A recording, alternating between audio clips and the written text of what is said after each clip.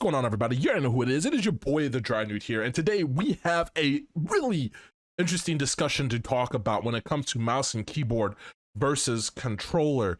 And well, if you guys didn't know, there's actually an interview with a dev where they actually address this, and we're going to be talking about it because it is very interesting. So without any further ado, let's get right into today's video. So basically, there was an interview with devs, and there was basically some questions that were asked that are very interesting. So the number one question, I guess, like the most important one for me, was the question, in terms of multiplayer, are there next generation consoles and PC going to have an advantage based on resolution and draw distance?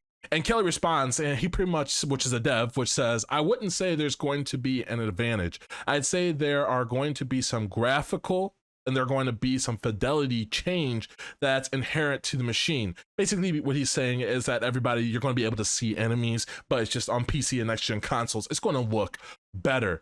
But we go to great lengths to make sure that fairness, player to player, exist across that generation of machines. The last thing we want to see is this scenario. Then he says, let me back up. When we did the last game, one of our biggest concerns at that time was players on mouse and keyboard versus players on using controllers. Okay, so that's fair enough. So basically, in Modern Warfare 2019, they were more concerned with the introduction of crossplay. Was mouse and keyboard players just going to have a huge advantage over controllers players? And basically, I guess that was the test phase, especially in Warzone, and like I said, in Modern Warfare 2019. And he said that finding the balance on that, it's an interesting thing, because I wish it was a linear spectrum. I would say, man, I wish that no matter what you played on controller or mouse and keyboard, it was balanced across all. It wasn't advantage or disadvantage to both, but unfortunately that's, not what it is. So basically, he was talking about finding the balance on that. It's an interesting thing because I wish it was a linear spectrum. You could see that a very highly skilled player on mouse and keyboard is fantastic compared to controller. Everybody else on mouse and keyboard seems to be at a disadvantage statistically, is what we see. So basically what he is saying is when you have the top mouse and keyboard players, right, we're going up against controller players, just any controller player, it seems balanced, which I would say that is a fair assumption. I would say that even though it takes a longer time to get good at mouse and keyboard, I would say the top 0.1% mouse and keyboard players, they are really good players. Stuff you guys seeing me do, the average mouse and keyboard player can't do. That's why I kind of built this channel onto helping people get better at mouse and keyboard. But there just comes a time where natural talent and this raw skill, me having 3 years on mouse and keyboard compared to someone that has 1 month on mouse and keyboard, is not the same. It takes a long time to get good at mouse and keyboard, whereas on controller you can be very good at controller just by practicing within a couple of months. You know what I'm saying? That you're going to be a top tier controller player because aim assist is just that strong. But basically what he's saying is that mouse and keyboard players, just the general population, you guys, the guys that don't have the 3, the 4, the 5 KDs, we're talking about the 1 KD, the 1.5 KD, the sub 1 KD players, when they go up against an average controller player, he is saying that the average controller player is better than the average mouse and keyboard player. So what that's saying, that means that their statistics are showing that controller is just overpowered compared to mouse and keyboard, the regular average mouse and keyboard player compared to the regular average controller player. And that is definitely an issue. I know a lot of people are very frustrated by that, but with that being said, let's talk about what this could mean for the future of Call of Duty and the future of Modern Warfare 2 and Warzone 2, because this is basically saying that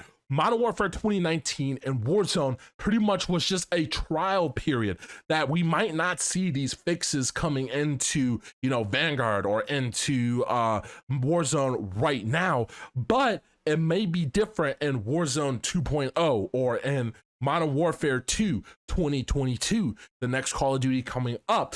So I found this very, very interesting, and there's a bunch of other questions that he was asked, but basically there is hope for mouse and keyboard players. There is hope for those people that are just feeling frustrated with mouse and keyboard and going back to controller. You guys might be able to, you know, go in and actually play on mouse and keyboard and not feel like you're at a disadvantage. And that is something that is very, very gets me very excited for the future of the franchise. He also talked about how he wants everybody to play together. He wants PS4, Xbox, Xbox One, Xbox Series X, and PS5 and PC players. They want across all the generation of consoles, they want them to play together.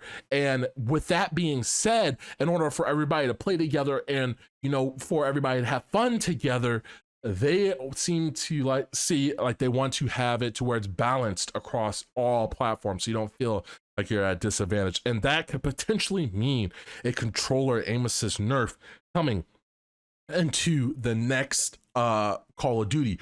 Or what they could do is they could add bullet magnetism to mouse and keyboard, kind of similar to how Destiny has it. So basically what bullet magnetism is, and it's not aim assist, it's just basically if you're shooting near a player, right, it's going to connect. If you're just slightly off, like the player's hitbox might be a little bit bigger for mouse and keyboard players because they can't be, like, say a regular player can't be that accurate. They have shaky aim, you know, their flicks are not that good. They have really hard time tracking targets. Well, with bullet magnetism, what that's going to do is that's going to allow you to, even when you're slightly off of target, your bullets are still going to register.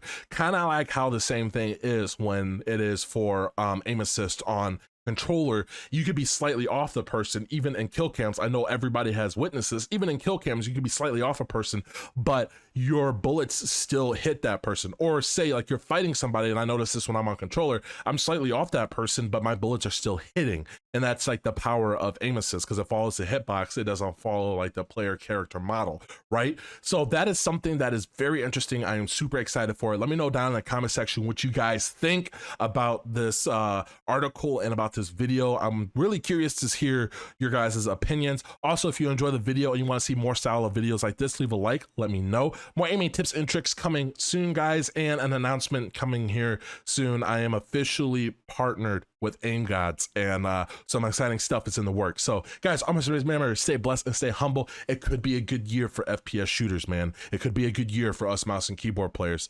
I will catch you guys in another video. Peace.